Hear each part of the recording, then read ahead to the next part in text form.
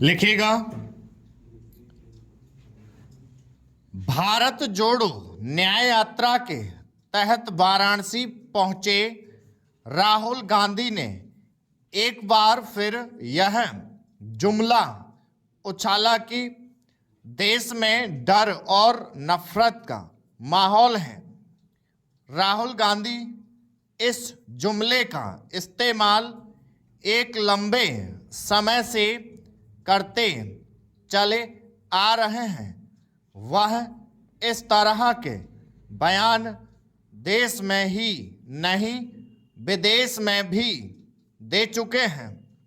Britain और America की यात्रा के समय तो उन्होंने यहाँ तक कह दिया था कि मोदी सरकार भारत के अल्पसंख्यकों के साथ दोयम दर्जे का व्यवहार कर रही है। स्पष्ट है कि उनका यह बयान भारत को नीचा दिखाने वाले तत्वों को खूब रास आया और उन्हें यह दुष्प्रचार करने में आसानी हुई कि मोदी के भारत में अल्पसंख्यकों के साथ सचमुच अन्याय हो रहा है।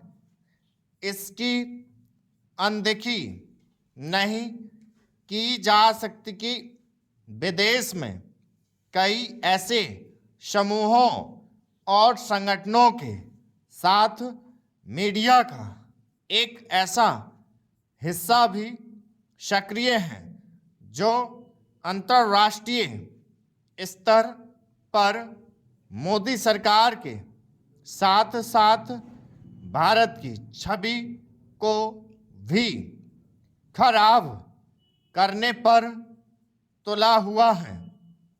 ऐसे समूहों और संगठनों को तब और बल मिलता है जब राहुल गांधी जैसे नेता उनके मन मुताबिक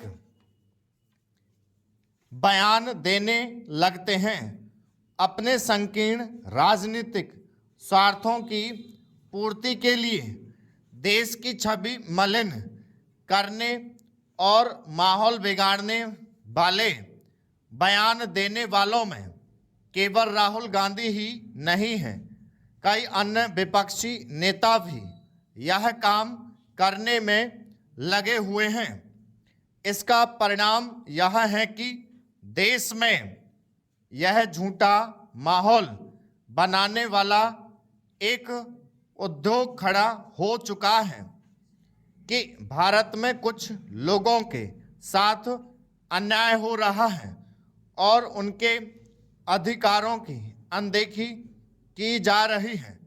राहुल गांधी और उनके जैसे अन्य विपक्षी नेता एक और खराब काम यह भी कर रहे हैं कि वे मोदी सरकार का विरोध करने वाले तत्वों के साथ खड़े होने में कोई संकोच नहीं करते, भले ही उनके इरादे कुछ भी हों।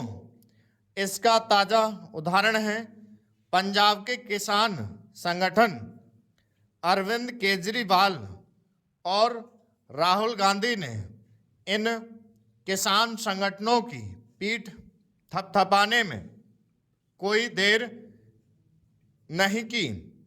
राहुल गांधी इससे अनजान नहीं हो सकते कि किसान संगठनों की कई मांगें ऐसी हैं कि उन्हें किसी भी सरकार के लिए मानना संभव नहीं, लेकिन उन्होंने झटपट यह कह दिया कि कांग्रेस उनकी मांगों का समर्थन करती है।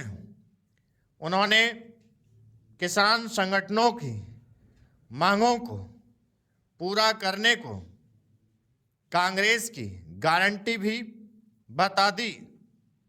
यह दुर्भाग्यपूर्ण है कि राहुल गांधी यह देखने समझने को तैयार नहीं।